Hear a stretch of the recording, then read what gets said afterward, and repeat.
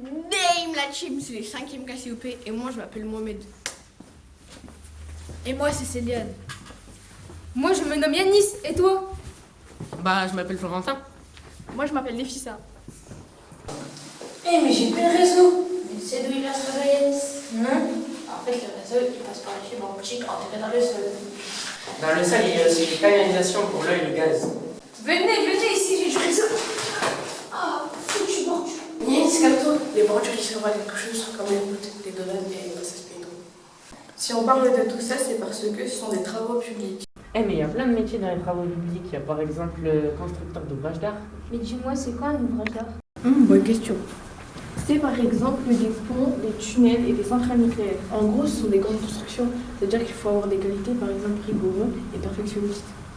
On va aller interviewer une personne qui connaît bien les travaux publics. Alors, quel est votre nom? Quel est votre métier dans les travaux publics? Alors moi c'est Ossine Echec, je suis technicien territorial au sein de la métropole européenne de Lille. En quoi consiste votre travail?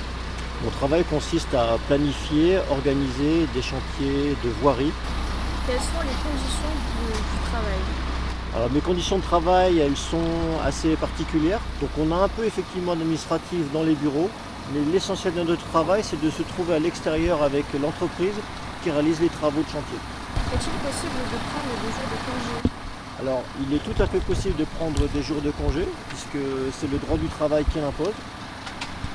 Quels sont les points positifs de votre métier? Les points positifs de mon métier, c'est qu'on rencontre énormément de personnes. La municipalité, le maire, les adjoints, mais aussi les services techniques. On rencontre aussi tous les intervenants de la voirie, donc les personnes qui s'occupent de l'eau, du gaz, de l'électricité. Et ça nous arrive aussi de rencontrer les usagers, donc les personnes qui habitent aux alentours du chantier. Donc c'est un métier où on rencontre énormément de monde, donc il y a beaucoup d'échanges et c'est ce qui me plaît le plus dans ce métier. Quel était votre chantier préféré? Alors mon chantier préféré, c'est celui-ci, puisqu'on a refait toute la route de la rue Jean-Sébastien Bach et on a fini effectivement par ce parking pour offrir effectivement aux usagers la possibilité de se stationner correctement, puisque en lieu et place de là où on est aujourd'hui, c'était tout simplement un espace vert. Et aujourd'hui, c'est un parking. Quels sont les diplômes à avoir pour travailler en tant que chef d'équipe dans les travaux publics? Il faut un BTS qui correspond à un bac+2 ou un bac pro travaux publics. Chef de chantier, Électricien, plombier, conducteur d'engin, constructeur de route, constructeur de réseaux et des canalisations. Mécanicien d'engin. Eux tous travaillent dans les travaux publics. Ce sont les héros du quotidien. sans cap, mais avec un casque de sécurité.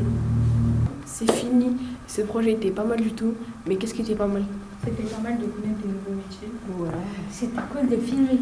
Ouais, j'ai aimé de découvrir des métiers. Ouais. Et les TP, c'est pas que pour les garçons. Ouais.